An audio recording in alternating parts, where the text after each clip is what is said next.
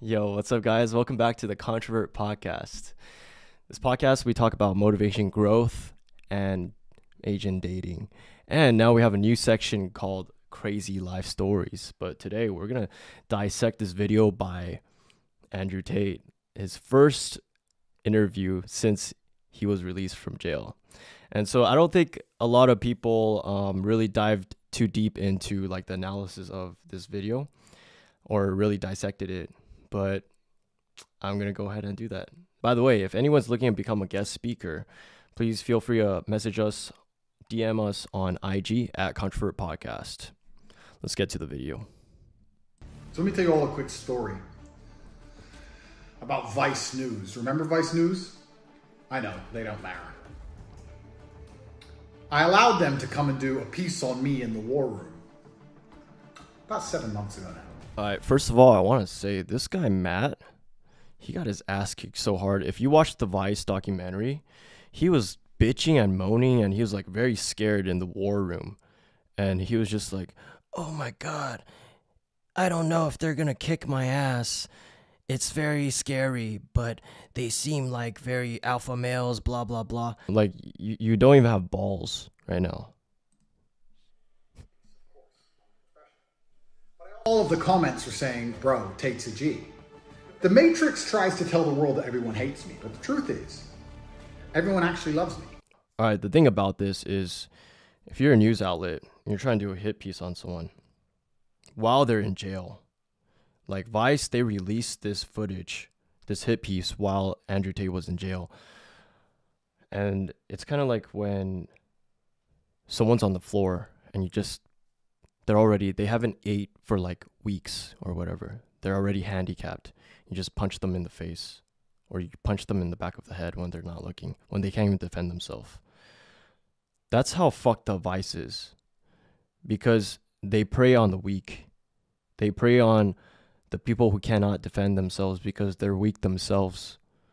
Someone like Vice, this shitty ass news reporting company, liberal news that just reports false news, they just shit on people when they're not even present in the real world. They have no voice. And for you to just like upload this hit piece on Andrew Tate. And by the way, I want to like first note that I'm not a Tate supporter. I'm also not going to say that I hate Tate. I think Tate has a lot of good points that he mentions, but there's still a lot of things I don't agree with. But that doesn't mean I'm a supporter. But what the purpose of this video is about is that a piece of shit company like Vice, they're just always reporting false news, and then they prey on when Andrew Tate is at his lowest, when he's in prison. And when you don't even have the ability to defend yourself or have a voice to fight back, it's a little bit fucked up. And I've been in that situation before where someone tried to cancel me. And when they try to cancel me, they put my shit on Facebook. They blocked me. They kept that post on public. And then I was like, well, how the fuck am I supposed to defend myself? How am I supposed to give my point of view when this bitch, she blocked me? And then she just putting like our conversation for the world to see, for public, and I can't even say anything back. That's a little bit like hacking. You're just like cheat codes in a fucking game. Bullshit, man. If you want to have an argument, you gotta have a fair argument where you let the other person, at least if you're gonna voice that to an audience, you at least give that other person the capability to step in and voice their opinion. If it's just one-sided, everyone else, all the people who the post is reaching, they all get to hear what you have to say, but they don't get to hear what the other party has to say. That's fucking hacking, man. So that's what piece of shit Vice does. They choose when he's in prison to release the video. And, they already filmed the whole like documentary. They had it all edited, but they chose not to release it because there's a lot of shit going on with Vice. And they were headed to bankruptcy even before. And then it was kind of like, I think someone opposed Andrew Tate and they were getting canceled or something like that. I think it was Morgan Pierce or something. And then Vice took a step back. They were like, oh shit, we probably shouldn't release this. But lo and behold, these fuckers, when they seize the opportunity, oh shit, this guy's in jail, then they're like, all right, let's release this bullshit. Pussies, man. Pussies. No honor. Fighting with no honor. So when Piers tried to come for me hard expecting to be a hero, he was actually attacked. And he felt like, oops, I made a mistake. Yeah, see, Piers right there. Which stopped Vice releasing their hit piece. Then I went to jail because I got Matrix attacked. And they thought, he's a bad guy now, we can do a hit piece. And they released a hit piece. And nobody believed it. And just like I said, everyone saw through it, saw it was garbage, to the point where Vice had to turn the comments off because everyone was insulting them. Yeah, that was another fucked up thing.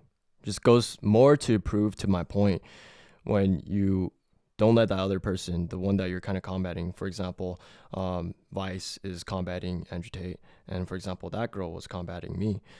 You don't give that other person like have a voice, or let those people who follow that person, people who follow Andrew Tate, you don't let them have a voice, or even like bystanders like me.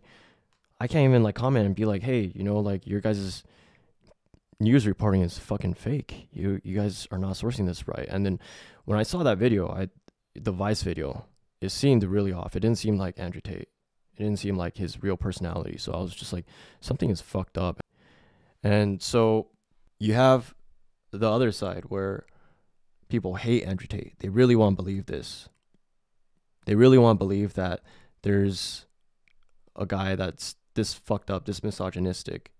And then because the comments are turned off, they don't have any outside influence. So Vice, fucking manipulators, they're just like, oh yeah, we want people to side with us because we want them to believe in the worst in someone like Andrew Tate. And that's fucked up, because that's a little bit like you're allowing people to believe things just because they want to believe it. You're not reporting any true news. And that's why Vice, they're fucking heading to bankruptcy, and we'll talk about that in a little bit. But Vice, they're heading now to bankruptcy because they're pieces of shits that just like to share news that would give comfort to people. And when you give comfort to people, you might not be reporting like the true thing. And for those viewers that really just want to find solace in believing in that Andrew Tate is a piece of shit, they're just believing like misrepresented facts, right? So it's kind of like in a breakup. In a breakup, you kind of might hear this like quite frequently, but the girl might be like, oh, it just makes me feel a lot more relieved that he didn't love me to begin with, you know, because she wants to make it seem like it was kind of like it was already lost to begin with, and she wasn't really jeopardizing anything. So it makes her feel more at ease. So people, human nature, we want to believe in things that gives us the most comfort, the most security, probably the thing that gives us the most interest. Say, for example, we're at a party. You see two people leaving, a girl and a boy. Then people start talking, start having rumors and shit. Oh my God, Jessica and Brian, they're going to go fuck right now. And then the day after, not even any fucking clarification. And then people start going like, oh yeah, I think they fucked. And then because someone said, I think they fucked, then rumors start happening. And then it's like, all of a sudden Brian's like, what the fuck? I never fucked Jessica, dude. But it's because people want to believe the thing that would give the most drama. And sometimes people like entertainment. People like drama. Drama gives entertainment. Or people want to believe something that gives you the most comfort or security. Same thing with this whole Vice documentary bullshit. That's why I'm very happy that Andrew Tate came out with this second part, because the guy that was trying to interview him, again, MATT SHEA, the one that interviewed him the first time, he's a piece of shit, dude. We'll see that. Like, I've been caught out by this dork called Matt. So they released a hit piece, bombed their reputation even worse. Vice used to be something, and now they're completely... Well, I'll be very honest, like that documentary was pretty successful. It had like 3 to 5 million views. Holy shit, yeah. And I think even so, a lot of people that hated on Andrew Tate, they found a little bit of solace from that video, that documentary, that piece of shit documentary, which was, you know, I think Tate might be a little bit emphasizing a little bit too much that no one believed it, but I'm pretty sure a lot of dumbasses actually believed it, even though it didn't seem that natural. Like, anyone who watches Andrew Tate would know it seemed like a piece of shit. It just seemed like garbage. It just seemed like edited bullshit. And now, Matt from Vice is begging me for another interview. Calling me every day, begging me. Please, please, please. So I've decided, because I'm such a nice man, most people have a hit piece done about them, and they don't talk to that organization anymore. And they weren't particularly good at, oh look, again, please, Mr. Tate. Geeks. Well, if it isn't Matt. Andrew, hey. Mr. Honest Journalism. Yeah, that's how I think of myself. How are you? Are you in your house? It's a shame nobody else thinks of you that way, Matt. That's why you had to turn off the comments on your little video.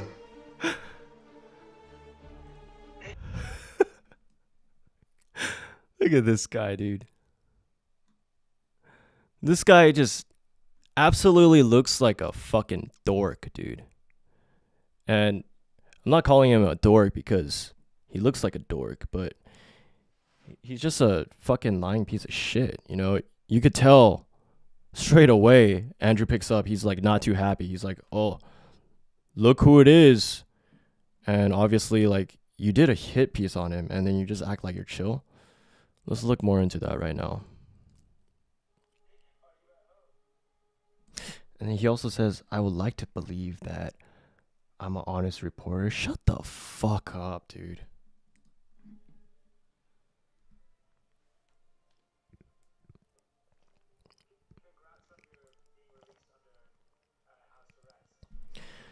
Dude, this guy's a piece of shit, dude. I bet like once Top G was in jail and after like the Vice documentary came out, probably Matt Shea was just like on his fucking saddle, on his like little horse ride, and he just on his little white knight horse and just thinking, fuck, I feel like the fucking king because I never had any fucking any like fame my whole life, and now I'm in a hit piece that has like 3 to 5 million views. I'm the shit.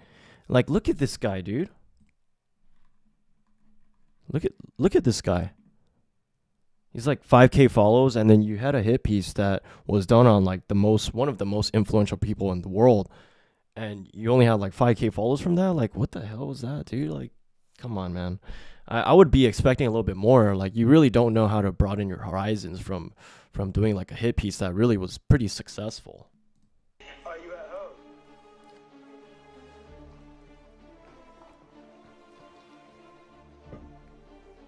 Congrats on your being released under...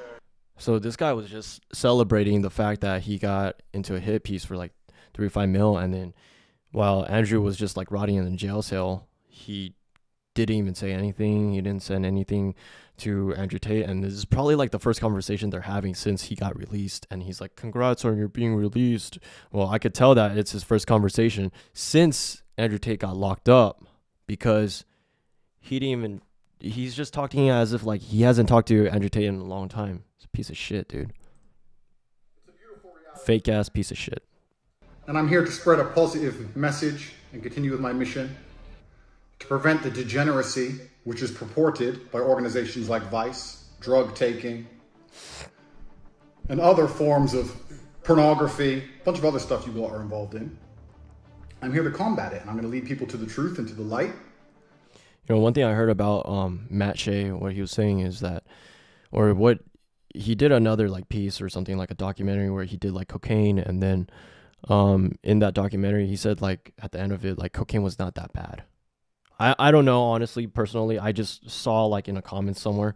I haven't seen it specifically, but if anyone knows anything about this, please leave a comment down below, and then we could talk more about that. But what I heard was that he said that cocaine was not too bad, and he was just doing like drugs on screen.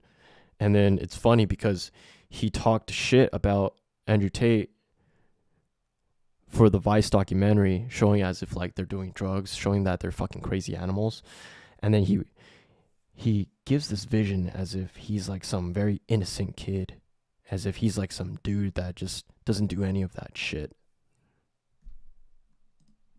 And I think you learned that when you turn the comments off in your little video, that most people understand I'm a force for good, and that hit pieces don't really work because you've lost all credibility in the mainstream matrix mechanisms of the media, unfortunately for you.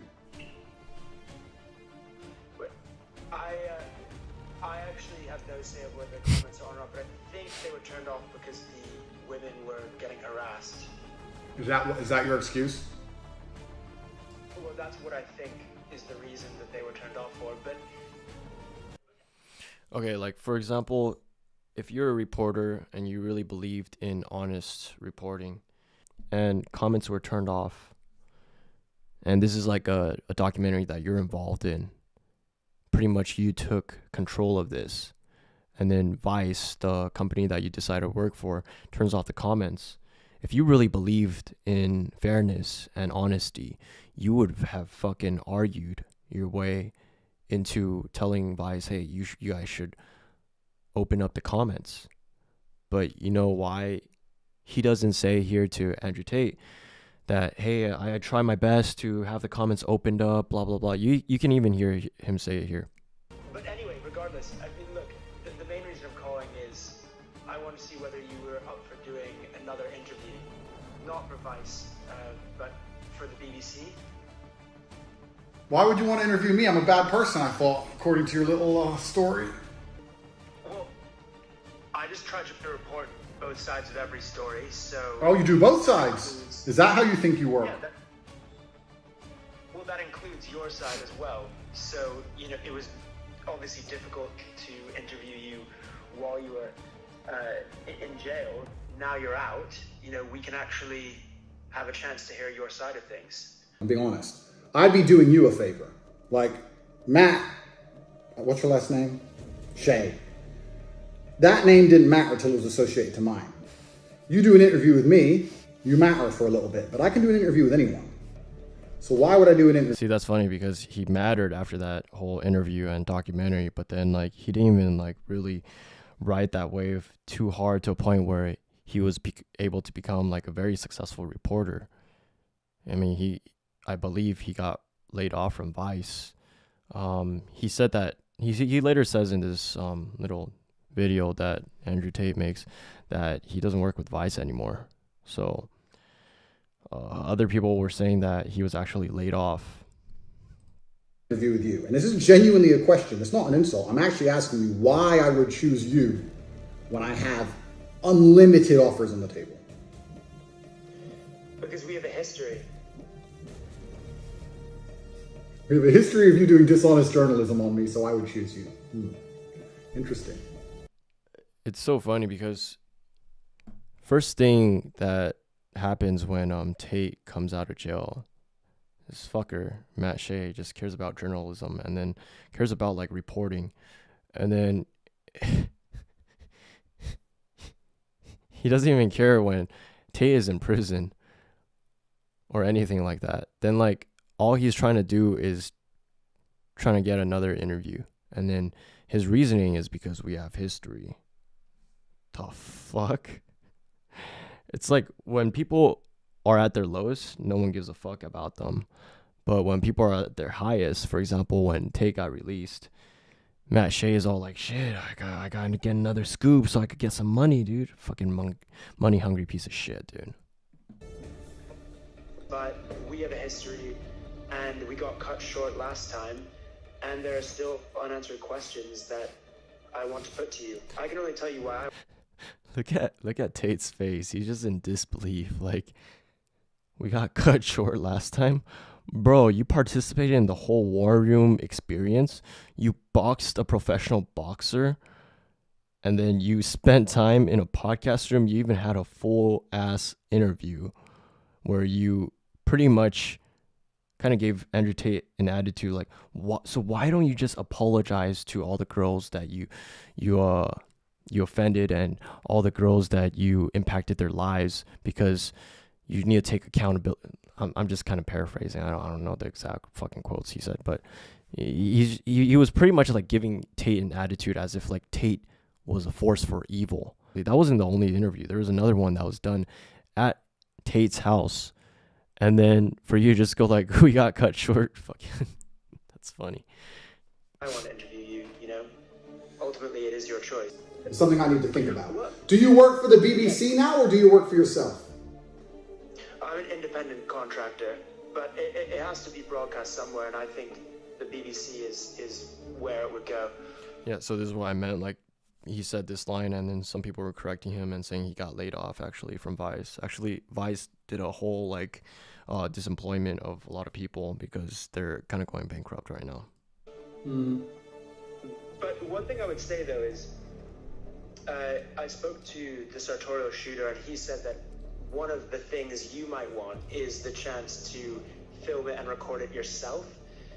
Oh, you mean so you can't edit in stutters like you did with Vice to pretend that I was stuttering when I was answering questions? Is that why? Is that why? Yeah, Sartorial Shooter. Okay, so let's look up a video I want to show you guys. I'm going to say something a lot of people might not like. He was enjoying himself. But as soon as the cameras came on, at certain points he'd act all sheepish and all scared. I actually really liked Matt. I got on with him really well. I thought he was a good dude. He had good intentions. But what you see at the end of it was the real agenda come out. And even though they found themselves enjoying it, even though they were sharing stories, enjoying my car, when you saw the post-edit and when you saw the agenda coming out in the final interview, that's when I was like, Matt, this hurts, mate. We were good to you. We lifted you up. Everyone was on their feet cheering for him when he went into the ring. Tristan gave him a hug afterwards. There was some brotherhood there, and he would have felt it. And if he hears this, Matt knows that his life is lacking. He was getting a taste of what it's like to act like a man with drive, with discipline, with brothers who care about him, but then the leftist narrative took over and he had to paint it in a negative way. He had a... So anyone would like say this crap, right? But then like this was actually proven with Tate, because Tate was in that interview with Vice. He was kind of like, yeah, we treated you like this is low, right? You remember that conversation, and someone came in and was like, yeah, this is low, blah blah blah, and like we treated you raw and all this stuff. And then so yeah, at first I thought because Sartorial Shooter, he's affiliated with Tate, so he has to stand by his side. I thought because of that, that's why he was kind of backing Tate up and then saying it all, making it sound all glamorous. But then I started to think, actually Tate said kind of the same thing, and then the person that stepped in during that interview was also saying the same thing, where he was like, well, this is kind of low, man, like we treated you well and blah blah blah. I think that Matt Shea guy, the fucking retard reporter, he was just like, he had a free ride to go into like the war room experience and all that stuff. I mean, that's not cheap, man. I mean, I wouldn't pay for that. I don't even think it's worth that much, but I don't think it's worth the actual amount that it is, but I think it's kind of too much. But for him to get like pretty much like a full free ride and then get treated really well with hospitality, and then for Matt to just do a hit piece just for the sake of fame and money, it's just bullshit, man. And then he didn't even get that much fame. I mean, look at this shit, man. 5K follows, and then he lost his job at Vice. You're failing at life, bro. Why then have the Romanian police said the investigation is ongoing? I'm not sure where you got that information from. I'm just gonna go ahead and find that one video of the documentary. Wouldn't it make sense to just apologize for some of the things you've said, acknowledge that they have caused harm, and say that you won't say those things again? No. Okay, so this is exactly what I was talking about when Matt is kind of like crucifying Tate, and he's already making a decision that Tate is a bad guy. As a reporter, you shouldn't be doing that shit. You shouldn't be playing judge, jury, executioner, where you're just like saying, you fucked up. You should apologize to all these women. You're not a judge, bro. Like, as a reporter, you should know like the fine base thing, the most bottom line thing that you should be doing is to report in a very unopinionated way. And for you to just give your fucking opinions like this and then just ask someone to apologize, you're asking to piss someone off. Like, dude, come on, man. Like, I would imagine that you went to school for good reporting, news reporting skills, but your news reporting is fucking ass and horseshit. You're just trying to garner as much views as possible. Oh, and I'll tell you why. I'm not going to apologize for the edits of other people. Monitoring the interview. Yeah. What is it that you're worried that we're going to find out? These questions are so low. This is low. It's low. We let you in. We tried to take care of you, and you're sitting here and just attacking us for 3 hours, bro. Yeah, see right here is when he goes like, we invite you in, we let you sit here, and then you're just attacking us. So, for example, you let a guy just like participate in your program for free, treat them with hospitality, and then you do this whole thing behind their back while they're in prison. Like, Vice didn't even have Tate's back, or they probably didn't even check up on Tate while he was in prison, dude. They didn't even keep like a connection, dude. And for them to do like a low blow while Tate is at his lowest, that's just something. You know, I don't want to get political, but you know, I'll just say it in like, I guess, a nice way. But I feel like this is a very common behavior that liberals would do. And you could correct me if I'm wrong. I don't know too much about politics, but I know enough to know that this would pretty much be like a move that they would do, because when they see someone not have a voice, or they see someone not have the ability, or they do something kind of like discreetly where that person won't see it until like a long time, then they would do it so they could take advantage and influence as many people as possible in an unfair way. And I think that's a little bit fucked up. That's kind of like what Vice stoops to, and then that's kind of what led them to the bankruptcy that they're heading down towards right now, because that's pretty much false news reporting, dude.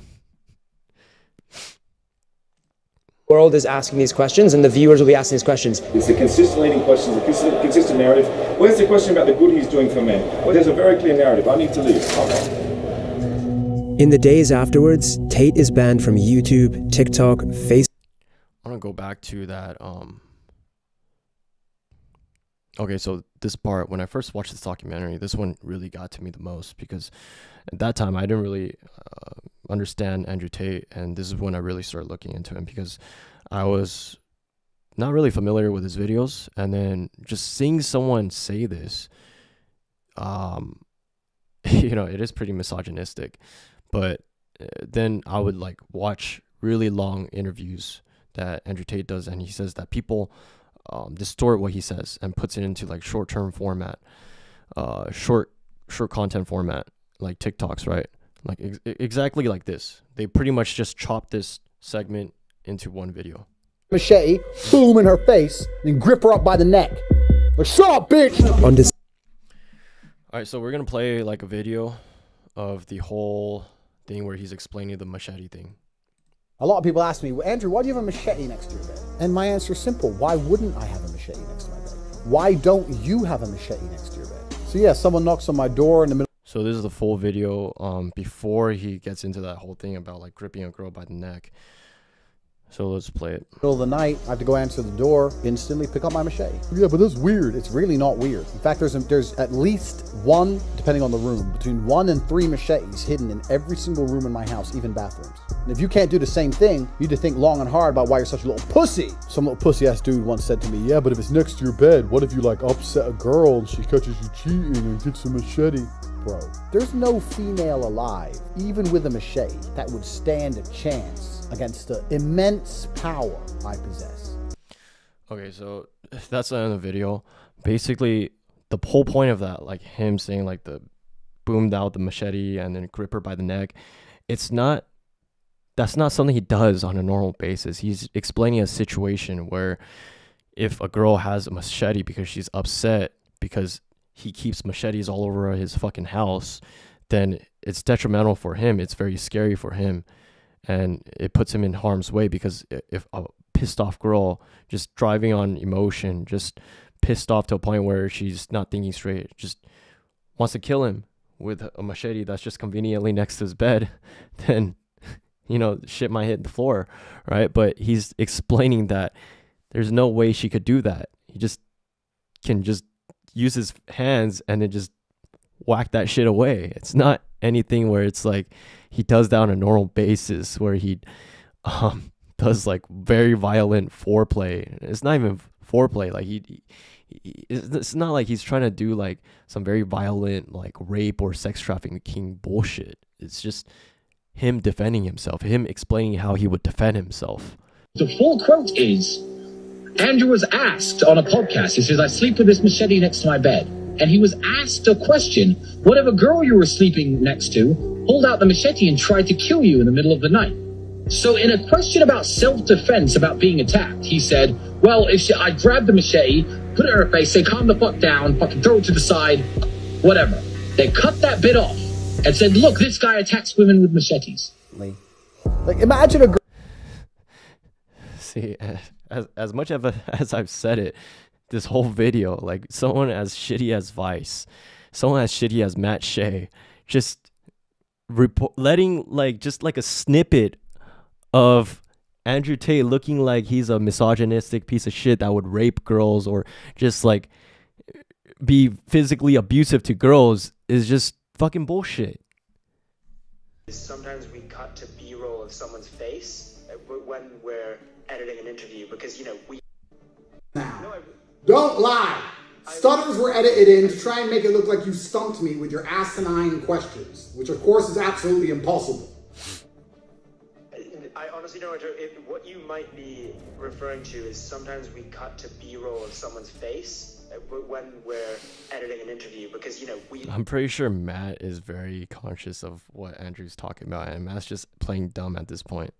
Spoke for almost an hour, but it gets cut down to only a few minutes, so there are going to be some edits, and we are going to need to cut to your face at some point. You dishonestly edited. Okay, we agree. Well, we edit. I would say we don't dishonestly edit it, but the idea that we would just release a, you know, an hour-long... I think I can sit down with fucking Peter, with Big Bird, Oscar the Grouch. I can sit down with anybody and it'll be the most viewed podcast or interview in the world. So I'm going to think about it. That's true. Would you bring me a box of chocolates? I can bring you a box of chocolates. If you promise to bring... You see how desperate Matt is just for an interview? He's like, I can bring you a box of chocolates. He's like so happy. He's like, oh, if that's all it's going to take just for an interview? Shit, I'm so happy. Like, you can see the quick change in Matt's voice. He's just so happy, ecstatic. Like a little boy, like, oh, it's so easy. Bring me a box of chocolates. Idiot. That will increase my box of chocolates. You see? You know, when I was watching this interview, I was just thinking, you know, there's going to be a lot of Tate haters that go like, how can you do that? You just set up and arrange a meeting and then you don't show up. That's fucked up. You're wasting people's time. But you have to realize that guy did a hit piece on Tate and he pretty much low-blowed Tate. He didn't respect Tate. They let the whole fucking Vice documentary about Tate, they let it get released while he was in prison. So, you know, for you to have so little respect for a guy, Tate, it's like Tate is obviously not going to respect you back. Hello, Matt. He obviously sounds really annoyed, like Matt keeps calling. I can bring you a box of chocolates. Thank God. That's great. Hopefully. Meet us? All right. Gotcha, bitch! Several days later. Is Andrew coming out to meet us? Yeah, who are you? Matt. Look at this guy, dude. And he looks... From the BBC? Alright. Look at this guy. Look at how pretentious his face looks, dude. Like, I don't want to hate someone just because of how they look, because naturally they're born and it's just like, you know, they didn't ask to be born a certain way, but you could tell he's just acting like a piece of shit because he's up to no good. You could see how he's kind of like this, like he's hiding something, you know? And then he knows he did something wrong, but he's trying to be like sly about it. Like, you know, when people put their hands in their pockets, they're like kind of hiding something, right? Or people with their hood on. It just looks a little sus. The fact that he's still smiling and it looks sus, it just goes to show how fucked up his character is. Right? I'm gonna let him know. Okay, Like, great. A very important interview today with a very renowned, esteemed, well-known journalist called Matt Shea. Yeah. As you can see, I'm dressed for the occasion. I love Matt Shea.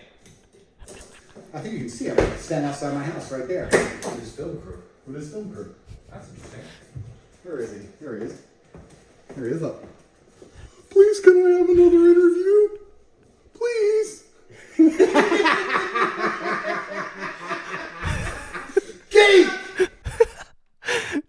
This is my second time watching this interview, and dude, that part never ceases to amaze me. King! What a dork! Imagine going to school as a kid. Okay. And everyone's like, you're a geek. There's the next part where it's even funnier, dude. Okay. You're a nerd. Okay. You're a dork. And then you grow up. And they were right.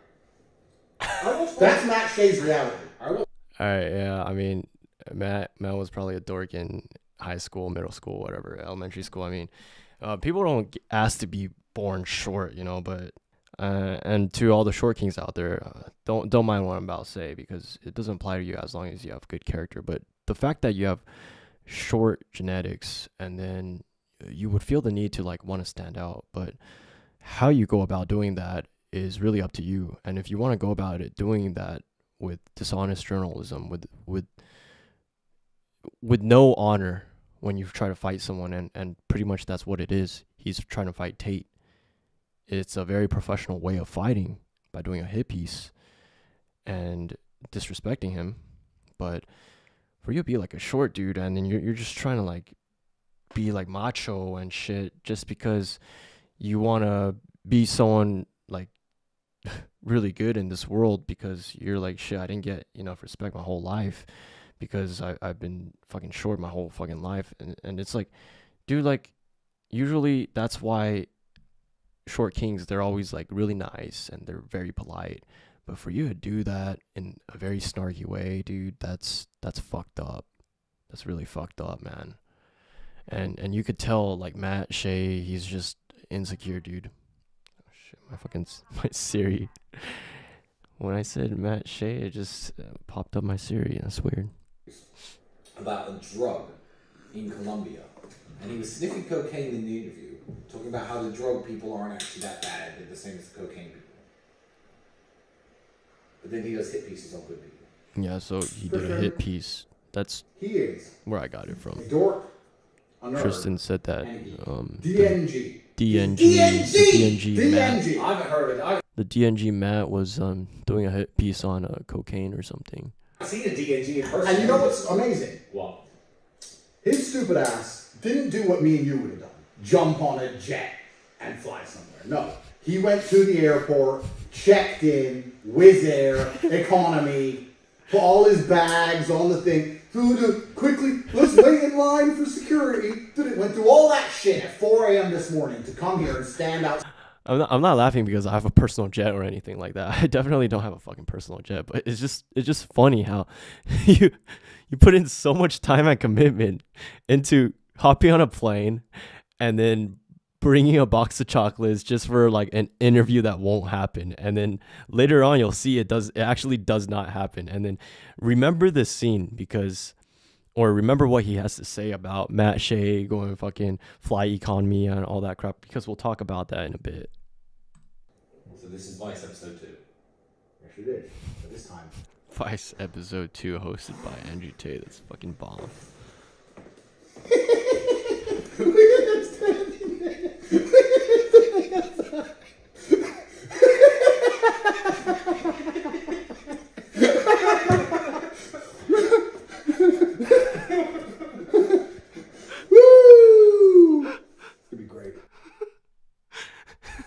It's so funny how Tate is such a serious guy, but he's such a troll too. It's just absolutely crazy how the stuff that he says is so philosophical, but at the same time it's so troll. Like, let's just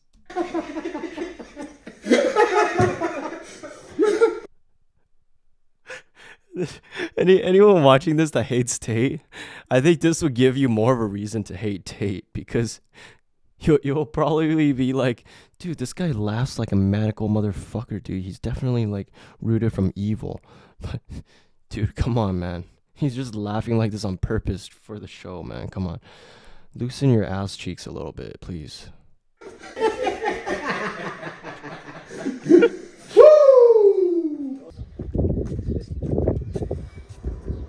So I spoke with Andrew. He said, Look how happy he is right here. And then look at how quick his happiness or his smile just fades. tired right now. Okay. And look at that. He's fucking pissed. He's like, oh shit, I took a fucking economy on Wizz Air and I fucking had to pack my bags, had to like check in, do all this crap, wait for the plane, and then Andrew's not down for an interview. He's like, shit, I just wasted thousands of dollars on an airplane ticket. I mean, that's probably the worst feeling ever. Like, I mean, you go you go like overseas to try do a business or try to do an interview or try to do anything, and then it's not really guaranteed 100%, but you're going on a whim, right? And then it obviously goes to show right here his face. He's just like, shit. Like to give him his chocolate. Give him his chocolate? Yep. Okay, well, we can give it to him once we're sat down to do the interview. It's like, give him the chocolate. The fact that they're debating or kind of like going back and forth about chocolate is just like it's just like grown-ups like just fighting over chocolate at this point. It's just fucking hilarious, and Tate knows how crazy and hilarious it is for content and how ridiculous it is. He's not doing this just because he's a little kid. He's just doing it to slap Matt Shea on the face because Matt gave a big ass slow blow in the stomach to Tate when he was in prison, dude. He wants the chocolate now. He wants the chocolate now? Yep. Okay, because I'm a little bit worried that he's just gonna, brag about us bringing him chocolate on Twitter and not actually do the interview. You would look at this guy and then you would think that he's a very honest guy. He has a very honest face, right? For example, you look at my face, you look at Andrew Tate's face. You look at my face, I don't look like a very trustworthy person. I just look like I have like, you see, like I have like dark circles. That's why they call me Panda. But people look at me and then they go like, shit, this guy definitely does drugs or whatever. And people look at Tate and then they go like, this guy looks very evil. This guy has a bald head. He looks very fierce. The way he talks is very assertive and very aggressive. I don't like how he's calling me a pussy, that I'm a loser, that I'm not doing enough work, that I'm a nobody. And I think that's why he gets hated on a lot, because he says things that are straight facts. And then you need to hear this. You need to hear stuff like this because it's a reality check. You need a reality check so that you could do better. If you're constantly getting encouragement, oh, you did a really good job, honey. You did good. That's when you think, okay, I deserve this break, this rest. And then that's when you think that you could just slack off and chill. That's why you see a lot of people who they are the ones that go like, I need words of encouragement, but they're also the ones that slack off the most. And what Tate is trying to do, he's trying to facilitate you having a reality check, you knowing what it is actually perceived as, rather than living in this false world that we live in 2023, or even like from even 2017 to 2023, it was like fucking bad. It was just, that's when the whole start of like this whole delusion crap, motivation crap, like telling people, oh, you're not fat, you're beautiful, you're a 10 out of 10, all this bullshit, and people just believing that they're the best, they don't need improvement. And that's how we're in this world that we are today, because no one thinks that they need improvement now, and everyone thinks that the problem is on other people. And that is what kind of pushes people to not really want to push themselves. Is very ironic, right? They feel the need to just like pull themselves back instead of push themselves.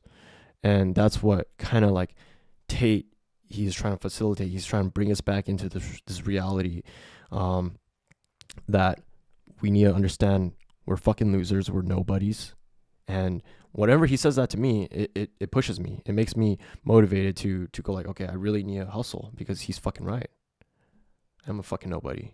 That's why you guys need to subscribe, because this channel doesn't have enough subs. So definitely subscribe, support, all that bullshit, because we invested a lot of equipment. We're looking for guest speakers to join the show, and we're going to talk more about dating. And speaking of dating, I didn't agree about anything that Tate said about dating, right?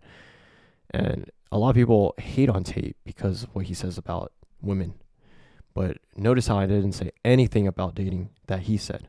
I'm talking about growth motivation. A lot of his videos are about growth motivation more than it is about dating, more than it is about women. It's only he blew up because a lot of men were seeing this like crap that he was saying, and that's why they kind of follow him the most through dating.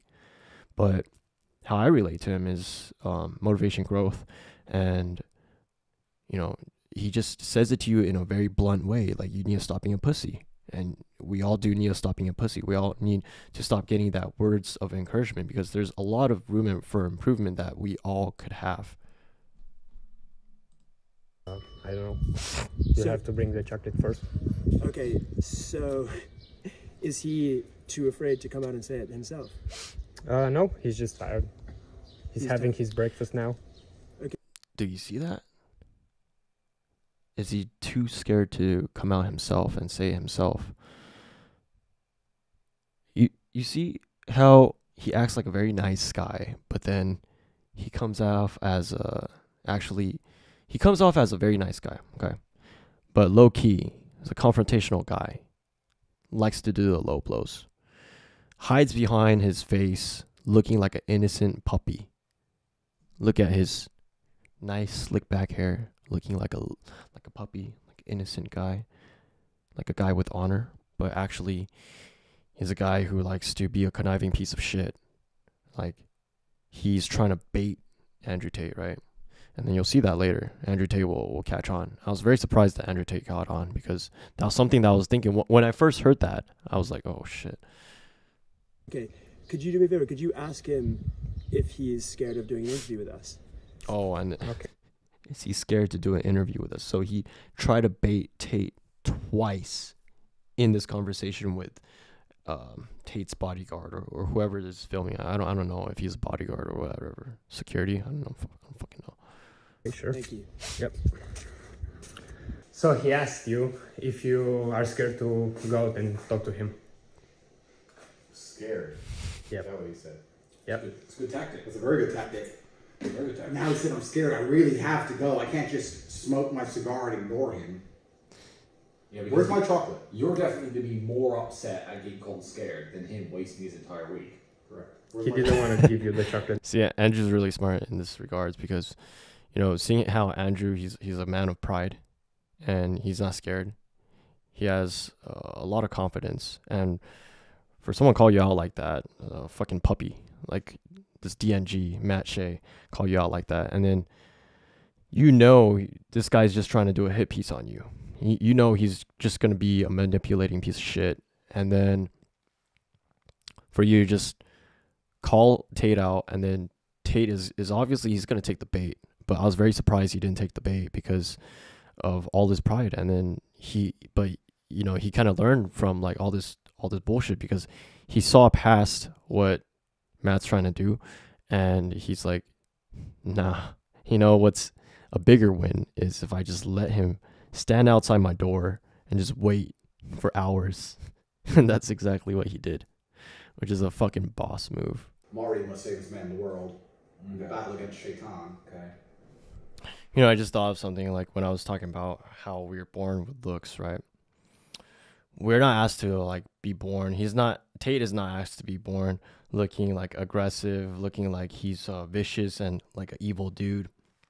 I wasn't asked to be born to look like I'm a fuck boy, to look like I'm a drug addict or anything like that, to look like I don't like really study, which is all like very contradicting, right? So a lot of people say like don't judge a book by its cover, but this happens quite frequently where I still get judged by my cover. I still get judged by my looks. And I think it's really fucked up for you to be someone who looks very innocent and very trustworthy,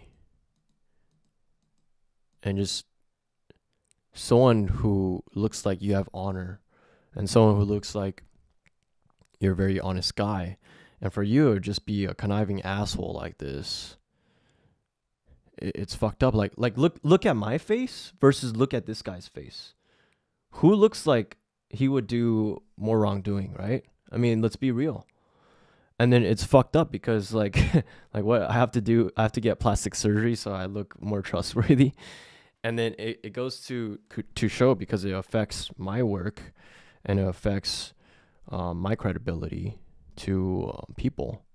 And it's fucked up how many times women say the thing that it's like, oh, you shouldn't like a girl for her looks. Because there's times where I go like, well, I don't think I like her enough because she's not in the category of what I would perceive as cute too much. She's just like decent, you know. And then I would get called shallow because I don't like her for her looks and stuff like that. But you know, the funny thing is that we live in a world where you're able to trust someone that looks like this, but then when someone like me or Tate, we go on a date, we're distrusted. People don't trust us. People don't trust that we're gonna take this girl serious because I look like a fuckboy or I look like a druggie. They don't trust that I'm someone who hustles, or they don't trust like Tate, someone who hustles, which is really fucked up.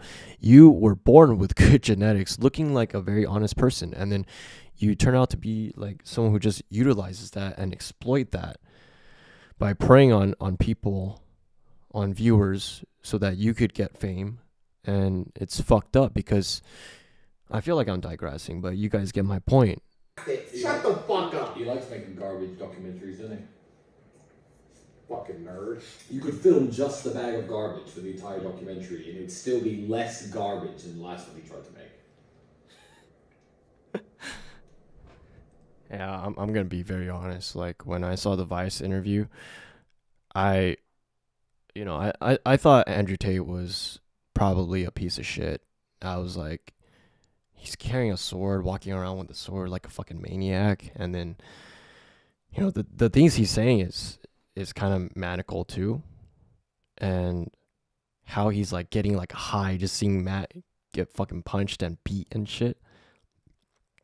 The way they film Tate, just like laughing, having a good time, it's like maniacal, right? But you could see here he's just being himself and just like laughing crazy. That's just him, you know. It's not like he gets enjoyment out of seeing someone get beat. And then when you watch that Vice documentary, you get the impression that what they're trying to show is how crazy fucking the Tate brothers, or at least Andrew Tate, is, how much glory he gets to see someone get beat. It's like it's like Jeffrey Dahmer, right? He likes to see animals suffer or whatever. He likes to cut them up and he gets like enjoyment out of that. It was kind of like they were trying to paint him in that light. Matt's the kind of guy. Get in your head. Matt's the kind of guy who will arrange to meet a girl for dinner, show up at the restaurant with his £8.64 in his pocket, ready to try and show her a good time. Her not show up, and him sit at the table for 5 hours. Well, maybe he'll talk to me. Looks like the kind of guy he is. Clearly. You know the worst thing? I'm gonna agree with that because I definitely, you look at this face, you just think, or you look at this feed, you just think hella blue pill, someone who would like just defend women no matter what. And me calling him out for being blue pill, it doesn't make me red pill. I think there's problems with both sides, red pill and blue pill, but the problem with what I see with blue pillars is that they defend women a lot, even when it makes like a disadvantage to men. And that's why the balance is a little bit tipped in this modern day generation. That's why men feel like they don't have a sense of equality now. And then there's all this feminist movement about how women don't have rights. So when men say they don't feel as privileged or they don't feel like they get respect, women start fighting back, and then they go like saying, well, you don't know that women have rights, blah, blah, blah. So you should understand it's harder to be a woman, blah, blah, blah. And then if a man talks about how he feels like he doesn't have respect in this world, or how he feels like it's a little bit imbalanced, then he's going to get a lot of hate, because the feminist movement is so strong that a lot of men are not talking about this, even though a lot of men are talking about the imbalance of men and women, and how men feel like they need to do a lot more. A lot of people feel like that. A lot of men feel like that. But they don't say anything, because the feminist movement is so fucking scary. It's so scary that if you share your opinion, you might get canceled. And me just saying this right now, I could get canceled too. But I just hope, I really don't want to get canceled, but I just hope that, like, me framing this in a way where it's like saying, we're scared. We as men are scared to talk about these things. And for you as a woman, you think, okay, you have your own opinion, right? You think that there's no women's rights. But for you to say all this stuff that there's no women's rights, but someone disagrees with you. Someone says that, well, because there's now more rights that are in your favor, it kind of tipped the scale. So now it's more towards your favor. You might not believe that, but because this guy, his opinion is different from yours, you're going to say he's misogynistic and he doesn't respect human rights or women's rights. And that's why it's very scary. And for you as a woman to make a man feel scared to share his opinion, how's that different from how you're sharing your opinion about how you think women don't have rights? And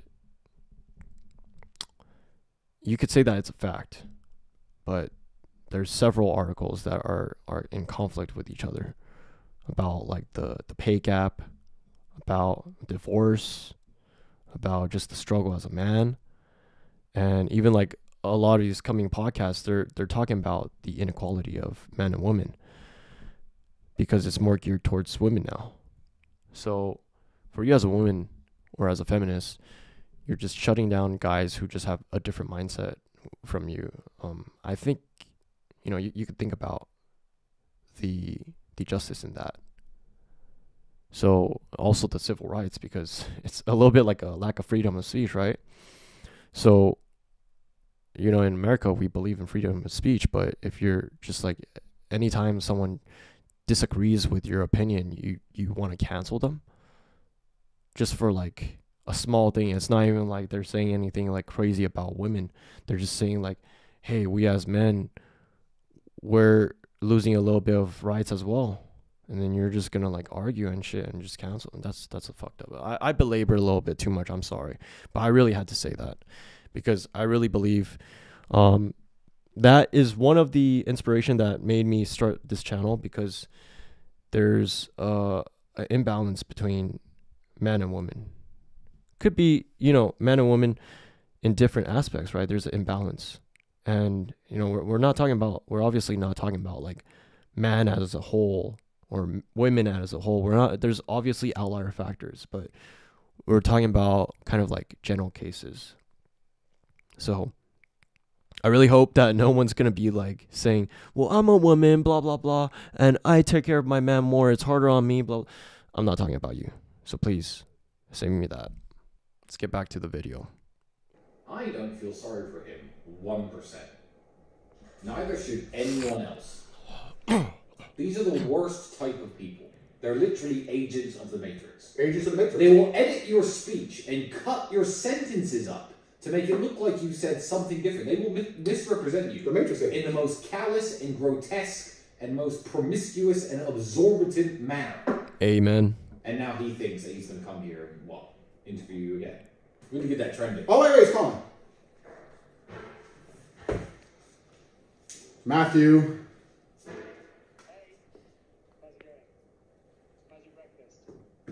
It's good, thanks. Are you going to let us in to interview you? I thought I sent someone out to say, come back a bit later. I just woke up. Oh, okay. Yeah, we can come back later. What time works? What time is it now?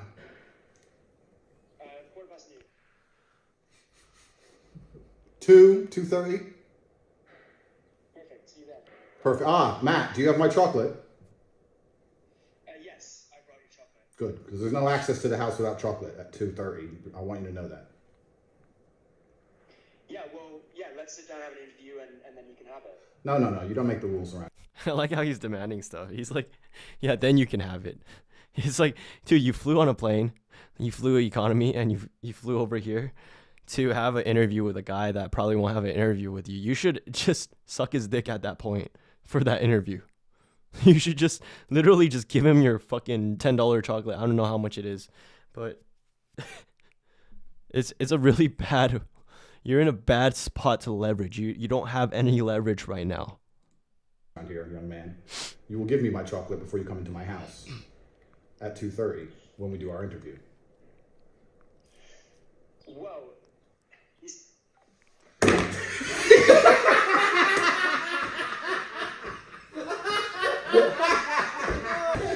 You look like a geek! Oh my god, how mean. You say he looks like a geek. People are not asked to be born like that. You shouldn't make fun of how he looks. You're mean. Just because you're buff and you're tall and you're good looking, you shouldn't shun other people or shame other people. Bitch, shut the fuck up, man. Seriously, if you're someone who supports Matt Shea or who is like super against Andrew Tate, I ask you, just look at all the facts. I have to reiterate this so many times because people are not going to understand the fucked up part of this. People don't understand. They don't put two and two together. Like, if you see someone do a low blow on you, are you going to respect them still? Fuck no. You're just going to laugh at them in their face. There's a DNG outside, and it's his negative energy. You know what I mean? So just thanks, because of DNG. Yeah, it's affecting your brain power. Oh my god, how mean. So cool. When a nerd is How outside, cruel are you? You just have a woman massaging you. You're a spoiled piece of shit. His insidious weakness is in the atmosphere. Hey, come on. He probably paid that woman like a lot of money just to be like nanny. Come on. And I have to make sure. Maybe if I get there exactly on time, they'll let me in.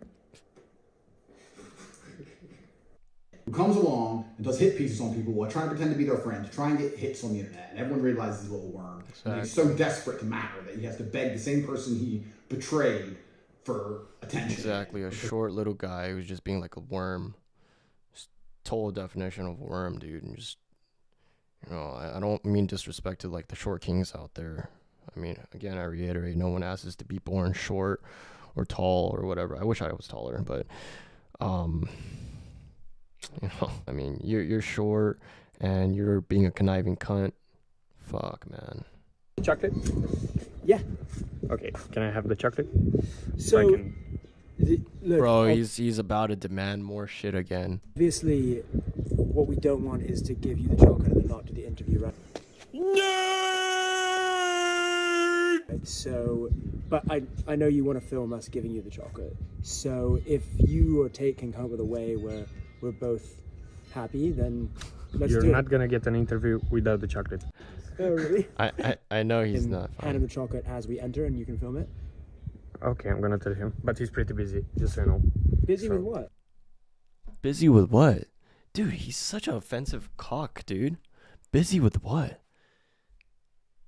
Dude, he's like being passive aggressive, you know?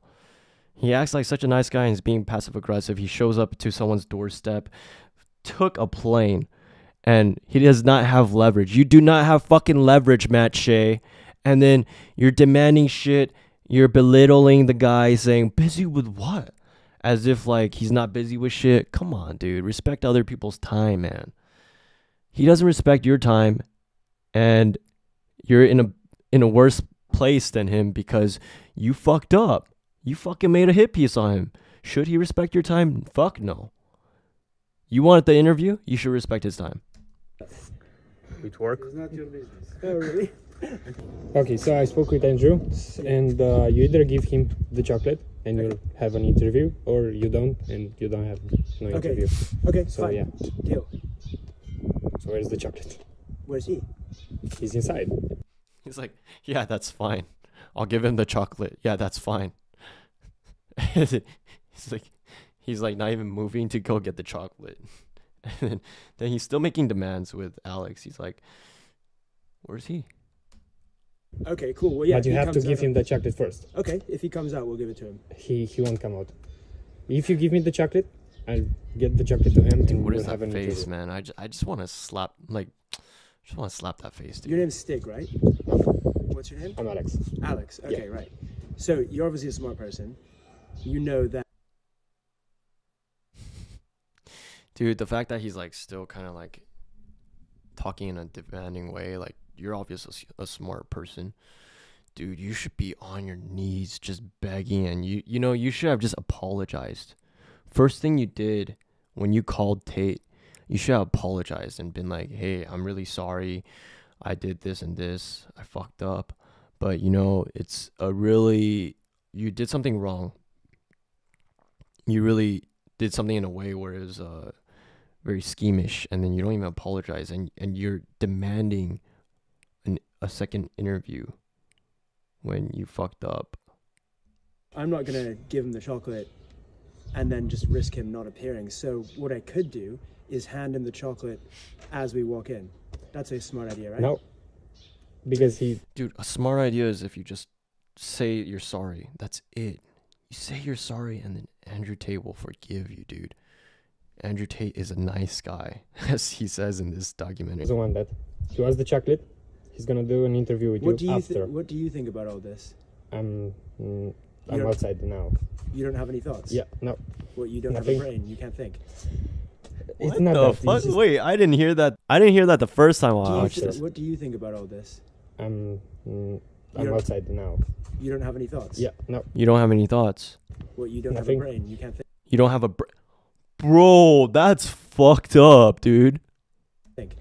You don't know how to think. This video is a lot worse than I thought then. It's not that. It's just I don't want to get involved in this. But you are involved. You're literally filming me. Yeah.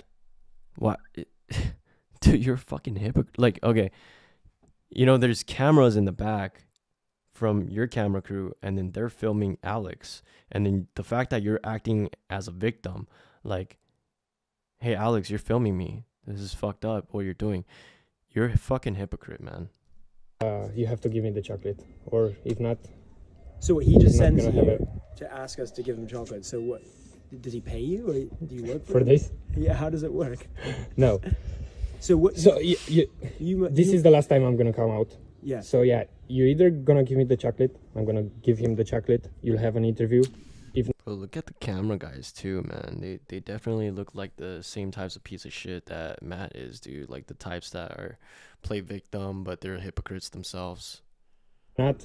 This is like getting a good laugh on it. It's quite silly though. Getting quite silly is the thing that's silly is that you still haven't apologized. Isn't it? I mean, is he gonna do an interview with us even if we gave him the chocolate? Maybe. No, bitch. Maybe. There is a bigger chance he's gonna do an interview with you if you bring him the chocolate. I'll call him.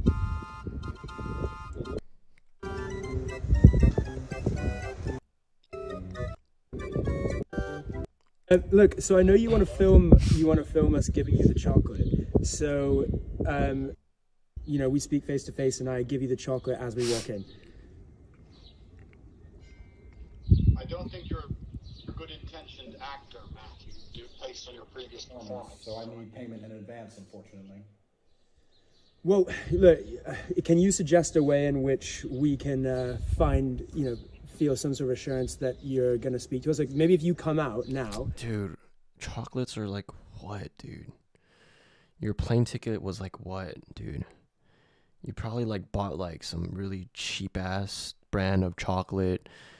I think at the end you'll see at the end for anyone who hasn't watched, but it's cheap ass brand chocolate, dude, and then it's not even that expensive. It's not like some crazy like god tier chocolate, but the fact that you can't even bring just like basic level chocolate, and then you took a plane here and you're riding your whole like investment just because you don't want to give chocolates. It's bad investment, Matt. Come on.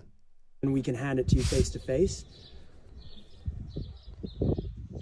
The Problem is, last time I trusted you and you acted in bad faith, so this time you must trust me.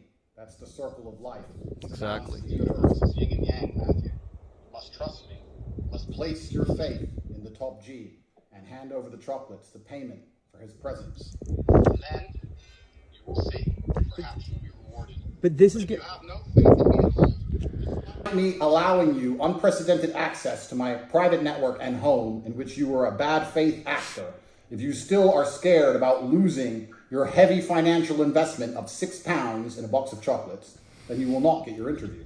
Well, it's a hard line, Matthew. The thing is, you know, I'm a journalist. Give Alex the £6 to USD.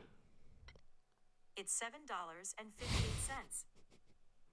You can't just, you know, you can't just assume that if you're nice to someone that they're gonna not betray you. I mean, bro, you can't say that. That laugh is just fucking funny, bro. Give Alex the chocolate. You can't just. He's so serious. Give Alex the chocolate. All of a sudden, he starts laughing. You can't just assume that if you're nice to someone that they're gonna not betray you. I mean, that's a troll. He's a troll. If you guys don't know what a fucking troll is, dude, this guy is a troll. Come on. Imagine a world in which just because someone let you into their house, they didn't report on the truth about you. I mean, that would be insane. The problem. He still tried to bait him. That bait tactic. Okay, how about 1 square of chocolate? Half later? No. See, 1 square of chocolate. Come on, man. Come on, Matt. That seems like a fair trade. That's fair. Well, he said is give you chocolate, right? So if I give you... This guy is just like one of the biggest pieces of shits, dude. He tries to like trick the system. He's like, well, he said bring chocolate. He didn't say how much. He's just, dude, come on. Like, you know, like Andrew Tate is like high value guy, dude. You can't just be like, oh, well, anything should be chill, blah, blah, blah. You're trying to like bargain with a dude who you disrespected. Okay. See you. What? Let's play All that he said again. is give you chocolate, right? Let's so play if that again. If you give you a square of chocolate. No. Okay. See you. He's like, no, don't go. Are you really going? He's like, he's looking through the gate too. He's just like astounded, frozen. I'm a piece of shit. But I want this interview so bad. Are you really leaving? Where are you going, Alex? Desperate DNG, dude. 1 hour later. They all have been saying very nice things about you. One guy who you helped get over his weed addiction. Another guy who's come all the way from Miami. I'm a nice guy, Matt. You didn't know? Well, look, you know... Well, no. I don't believe you're a nice guy because I'm a piece of shit myself. So I don't know what a nice guy and nice and honorable guy is because I don't have enough honor. I can definitely get another interview. And I can get another interview with the BBC. I can just say, send someone else. They'll do anything I want. They probably would want to send me. That's the... But do you want to test... You could just tell, like, Matt is being he's piece of shitting right now. He's DNGing right now. His way through this shit. That theory, Matthew? Yeah, no, you can. You can, honestly. If you go to them, they will say, well... You're telling me... Wait, just so, okay, look. The other thing is, because of the fact that we have this sort of, for better or for worse, reputation where somehow... you know, we've become sort of internet nemesis, even though that's not how I see it, then... even though that's not how I see it. Bro. I have no words to say, man.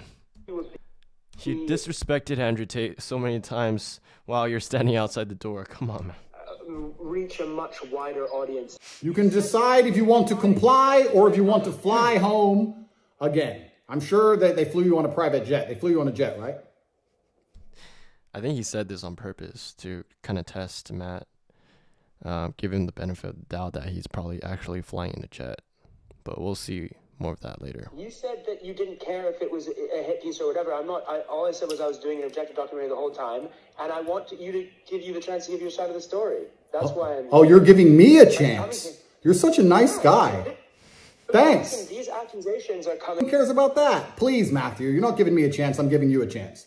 I've given you a very fair parameter. It's a parameter that you can either adhere to or you can go home and fly home economy on Wizz Air. I don't give a fuck. It's up to you. Stop calling me. You know the parameter. You decide. Thank you. So Where's your private jet? I don't have a private jet. We have the phone calls that we had outside your house, and I guess we can use those unless you've got an issue with that. Yeah, I do have an issue. I haven't signed a consent form. Okay, well, Key thing right in here. that case, I guess let me know if you change your mind at any point. Maybe in May, like your lawyer said, we can do another interview. Perhaps, but yeah, I didn't sign a consent form, and it's a shame the BBC with their big budgets made you fly economy Wizz Air. That must be very annoying for you to fly in and out for no reason. I feel sorry for you, man. Thank you. Yeah, it's a struggle. It's a struggle out here. You'll survive.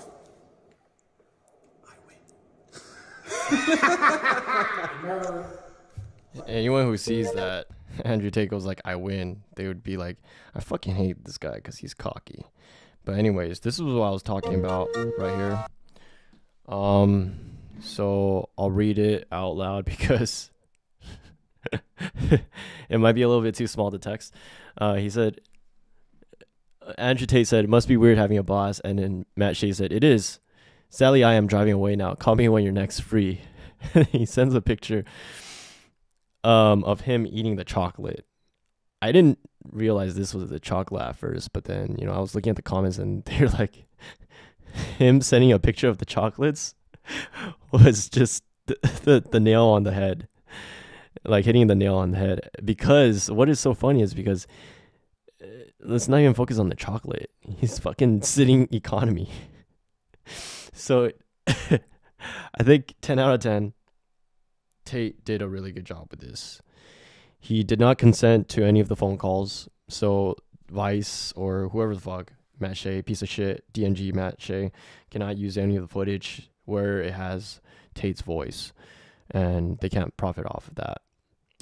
Additionally, Matt showed himself as a fucking loser flying economy.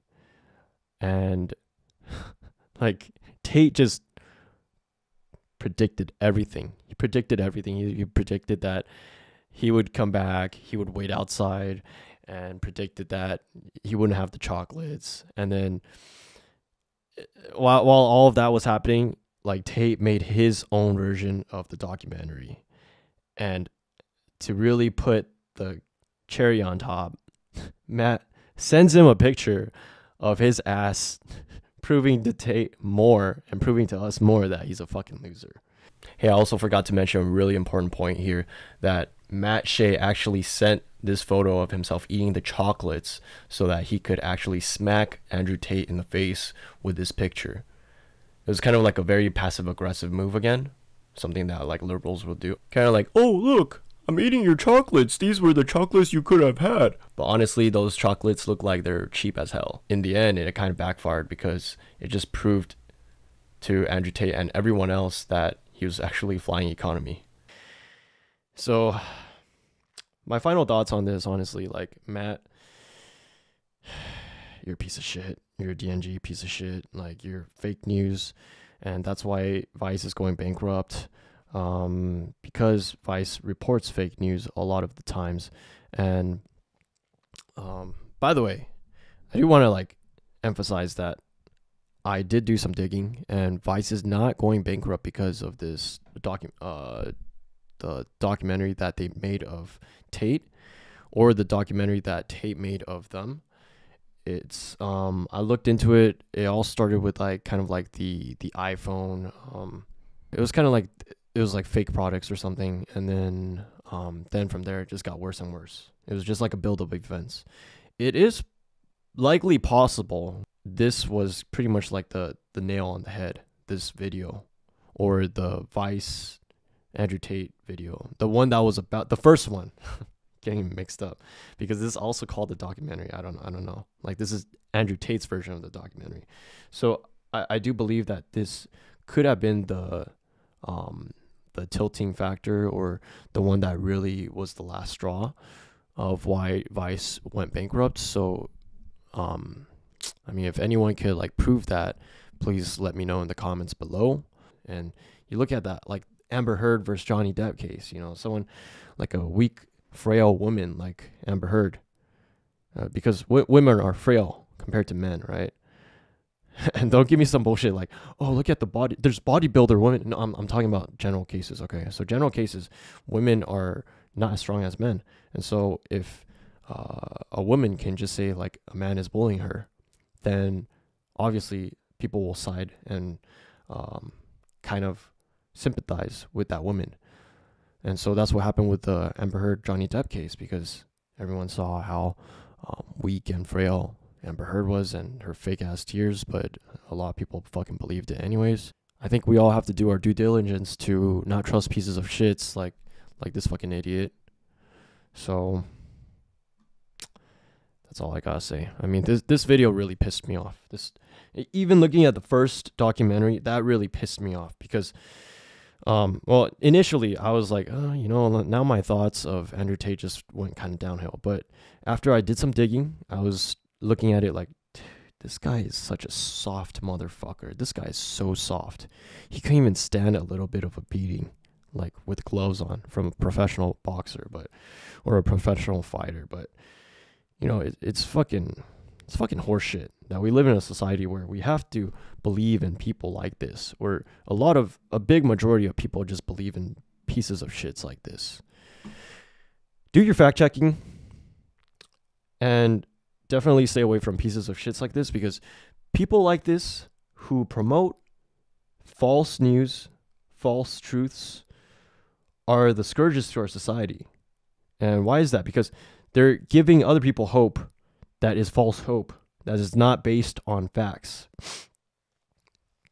And it gives some people like a safe place to hate on people who are actually victims. People like Tate, who was pretty much a complete victim. I'm not saying he's a victim in every single regard. I'm not saying he's entirely innocent in everything he said.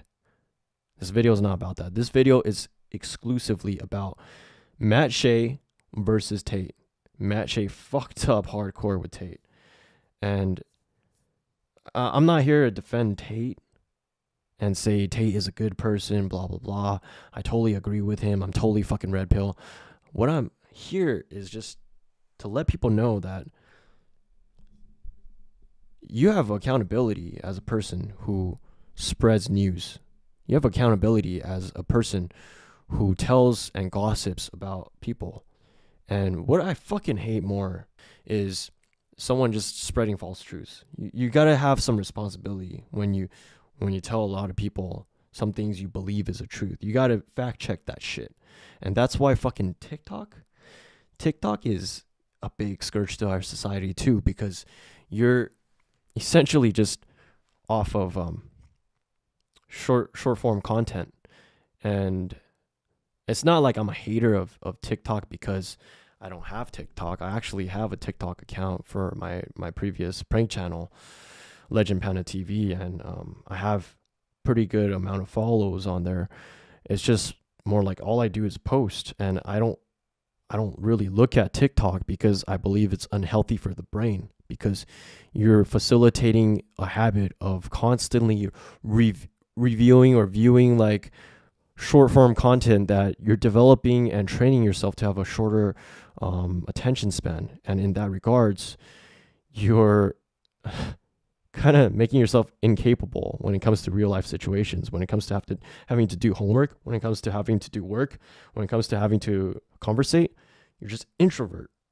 And people say they became introvert because of COVID, but you have accountability to make yourself not introvert and seek people, socialize, instead of just sulking into your fucking phone, into this short form content all the fucking time. And you got to be self-conscious. And that's another purpose of this podcast, is we want to promote motivation growth.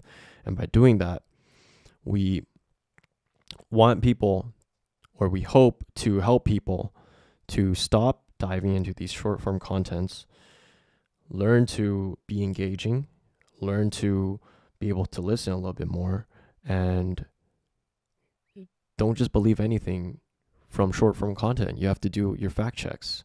This video was just about like Matt Shea and Tate and the relationship, and how Matt Shea is a piece of shit. But you know, I felt like that is actually very important. You know, that's why we can't really trust media. We can't really trust TikTok. We got to stop relying so much on this short form content. I'm a victim to it too. You know, before I go to sleep, before we all go to sleep, we like to look at our phone. Millennials, Gen Zs, probably not our parents. They probably just go to sleep right away. But I think we gotta do our due diligence to stop training our brain in that toxic way of just relying on this short form content and gathering information on this short form content. Especially, you know, when I ask people what they hate about Andrew Tate, it's very clear I don't hate Andrew Tate. It's not like I agree with every single thing he says, but I obviously don't hate him. But when I ask people why they hate on Andrew Tate, I got a response saying, well, he sex traffics women. He beats women. And this was when he was still in jail. And they didn't even do a full dive into why he's in jail. He was in jail for being investigated so that he can't leave the country. He can't flee.